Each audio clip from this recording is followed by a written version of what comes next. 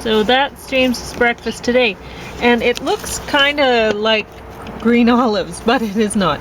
It's these little kiwi berries. So our breakfast this morning is 1 2-pound package of strawberries and one 16-ounce 454-gram package of kiwi berries.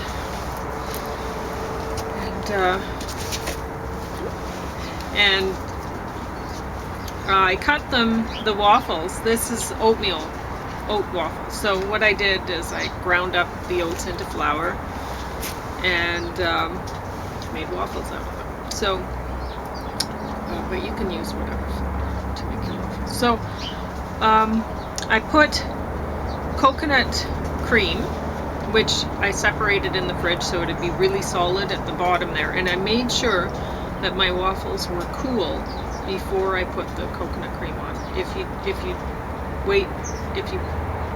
the waffles are warm, they're going to melt the cream, and then it's just going to be a big puddle, and it's not nearly as attractive.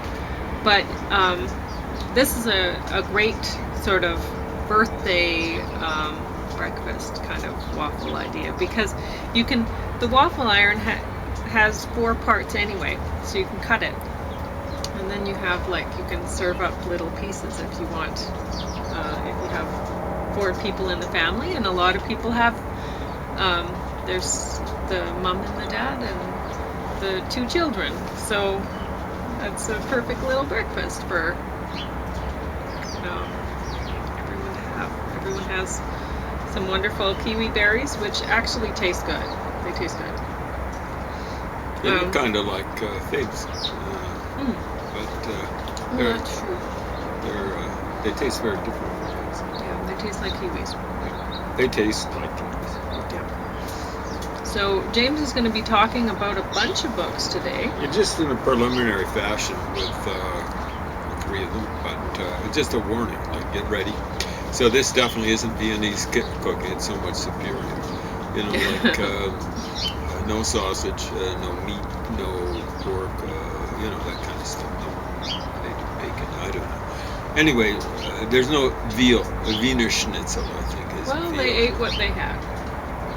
Yeah, you don't have to eat little calves.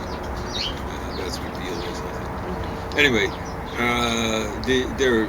their desserts are pretty awesome. I don't know why people go around praising French desserts when there's Viennese desserts. It's incredible.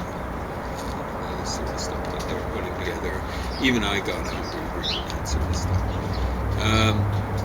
The main reason why I got it was I'm interested in food, but it has the original, Schlosser Buben, locksmith's apprentices. So that's the name of one of their fancier things.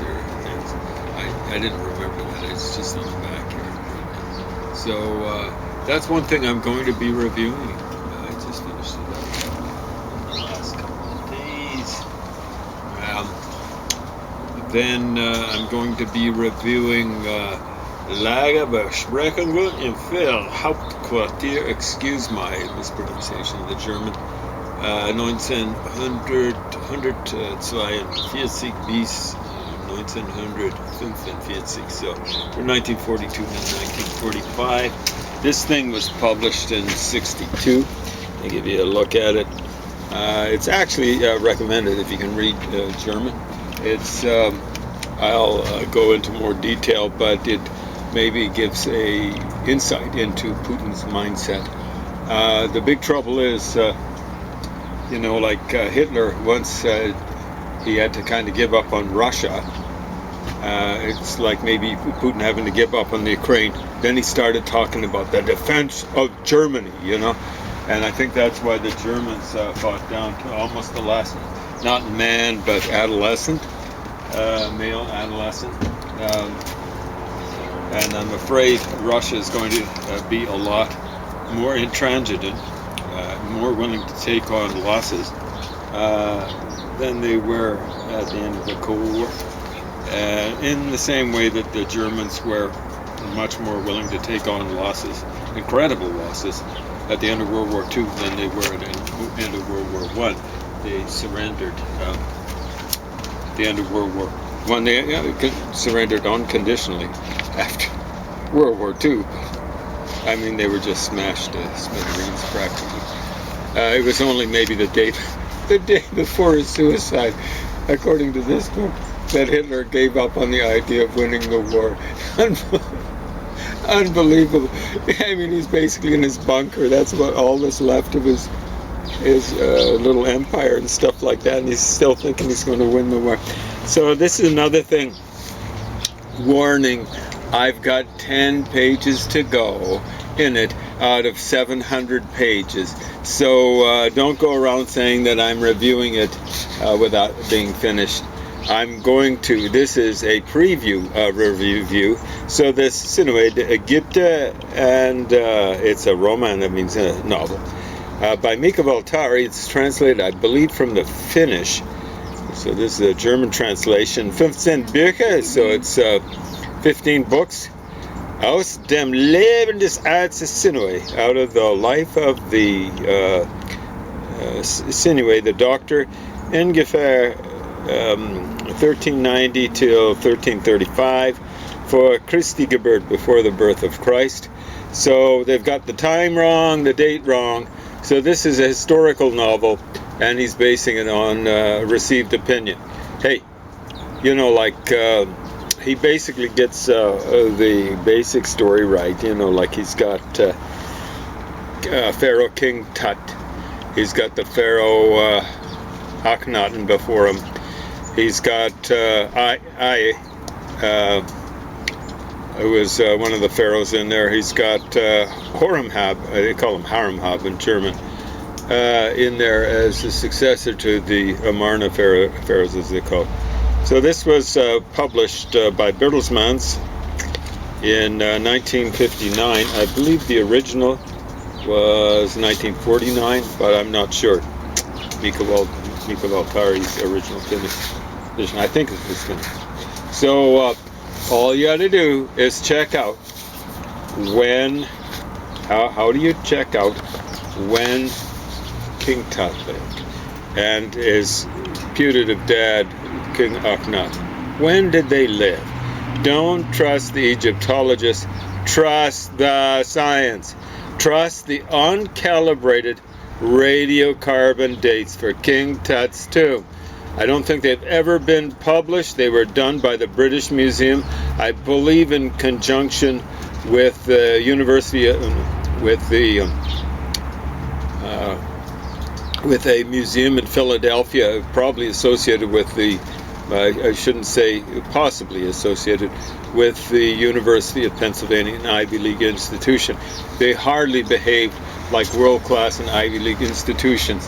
Those things were commissioned. They promised to publish them. This is sometime in the 60s, and I don't think they've ever published them.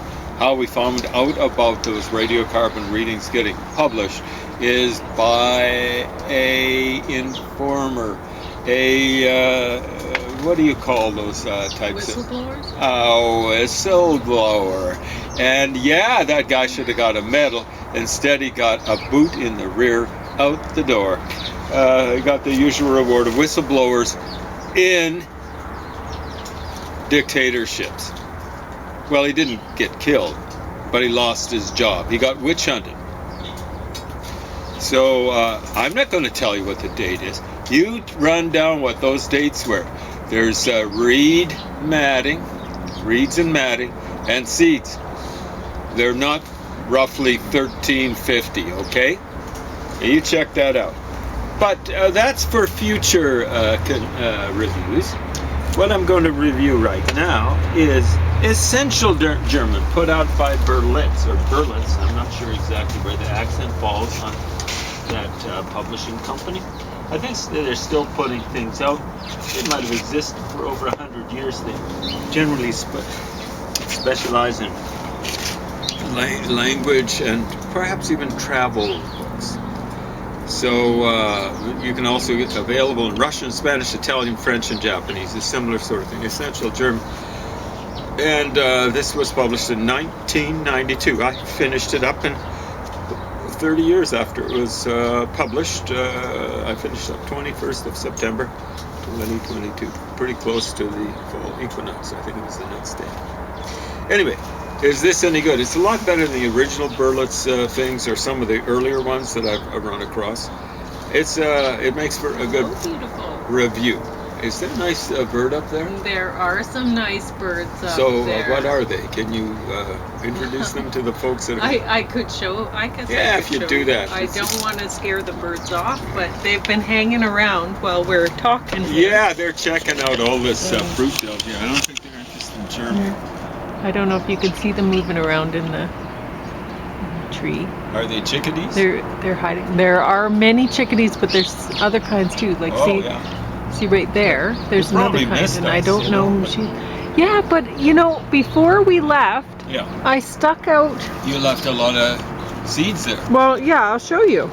I'll show you another thing. This guy, he reached out to grab another plant last night. I put him out outside, and it's amazing how far he reached. Anyway, about a foot, wouldn't you say? He reached out to grab one of these hibiscus that I had, but I'd put out so much seed along the windowsill because I like to do that. And it looks as though they didn't touch it. And yeah, they didn't touch it while we were gone. I don't know why, but I have weird things that I keep around. But anyway, the seed just stayed. And I thought, well, what in the world? I don't think they like it in the shell, maybe right? Maybe my birds didn't want to, they stopped coming or something, or maybe there's something wrong with my seed. And so last night I said to the angels, I was talking to the angels, I don't know why the birds didn't come to eat the seed, And so this morning, it's just the trees are loaded with birds. Yeah, they said, we missed you. I'm very glad they came back. We were gone for about a week, weren't we, or more? Yeah. Yeah. What day did we leave? Oh yeah, we left on a Friday because I got a treatment on Thursday. Did we? Yeah. Friday, Saturday, Sunday, Monday, Tuesday, Wednesday. When did we get back? Wednesday. It seemed like we were gone longer. There's chickadees here, but there's these bigger ones too. I don't know what the bigger ones are. And they pop down to grab a few seeds every now and then, but we're out here and they're a little bit shy. Not coming down so much to the ledge now, but they're a little bit. So what were you going to say about German? I just can't believe, were we only gone 5 days? No. I think we were gone more than a week. Yeah, maybe. Yeah. Or something like that. It feels like that. It feels like we've gone around the world or something like that. We visited several former nations and stuff like that. They're indigenous nations, but no. They're picking insects off of the bottoms of the apple leaves. That one is. He's really working away. Yeah. It's pretty cute. So that's good. I love it when the birds come. I don't know why people try to scare birds off. Do you like having insects on your plants? they eat the then insects. They'll use poisons on the insects. Yeah, and then when the birds finally come back and get the insects, and they get poisoned and all this kind of crazy stuff. Yeah, there's all sorts of nuttiness in this world right now. Anyway, this thing isn't that nutty. The practical approach to learning German from Berlitz. This is just like I'm reading, the Sinue de Gipta. I've been reading ever since before I got cancer. I was trying to get through it around the time that I was going down with the cancer. So that's been over 11 years. But it's 700 pages. The Lagerbesprechen, I've actually gone through it the second time. So, Besprechen, I've gone through it the second time. Oh, I should explain what those are. No, I will when I review the book. But anyway, this is a review. Okay, there's very few words in here that I don't know. The grammar I'm not that good on. I've basically done 4 German courses and stuff like that. I'm lousy speaking it. And I'm probably way lousier than I was when I took my last German course, which would have been the spring of, I started taking it spring 2011. Stuff like that. Anyway, is it worth the price? I don't know what the price was. Someone wrote, oh my, $13.95 Canadian, and that is 30 years ago. I hate to think what it is now. Or its later editions or whatever's replaced it. In many ways, it's better than most texts. Texts are full of pictures, and there aren't many pictures in it. There are a few, but pictures and color stuff, and you end up paying dozens of dollars, maybe hundreds of dollars for text nowadays. It's probably cheaper than the text, and they don't have accents, and that's not good. But they do have translations for pretty well anything that's in here, and I believe in what they tend to do in text is give you translations, introductory text, translations, and then they leave it be. Okay, you end up having to look in their vocabulary, back and forth, back and forth, back and forth. Less air. They put air around the edges and stuff like that to make the things look artistic. You've seen it how they are in text. A lot of white in the margins. Less air, less white, and more translations in language textbooks. Like everything that you've got in there should be translated. Boom, boom, boom, boom, boom. They tend to only do it for the introductory chapters, and as a result, people waste their time flipping back and forth. Or nowadays, they tend to get on the computer and use the dictionaries in there, and they're about as slow as flipping through the book and stuff like that. So, it's just a waste of time. Do the translations and a little less, like what it is basically is like the one manufacturer was doing chocolate-covered cookies, and someone was watching the process, and they said, "You're blowing off so the cookies were up, and they were blowing air on the cookies to get the chocolate off of them. They didn't want too much." And so this one onlooker, maybe a journalist or something like that, "But you're blowing off the chocolate." And the capitalist said, "Yes, but blowing on the profits." And basically that's what textbook makers are doing when they put I guess some people consider artistic, big margins, white spaces here and there and everywhere. Yeah. They're blowing on the profits, and I just don't believe in that. So this thing is actually, like I say, probably better than the average text of comparable sizes, 400 pages, smaller format than most texts. But you get the real stuff. They should have more stuff on, like they've actually got it's not International Phonetic Alphabet pronunciation for stuff, but they don't give where the accents come. If you don't put the accents in the proper place, you end up with people wondering where are you going to park the car? The garage, or however the English say it, garage, or that sort of stuff. You notice that, and you go, what are you saying? And if you have enough words like that in a language together, you just don't understand what people are saying. So I'm going to launch into this waffle here with great gusto, and it's probably better that people don't see me just chomping down on food.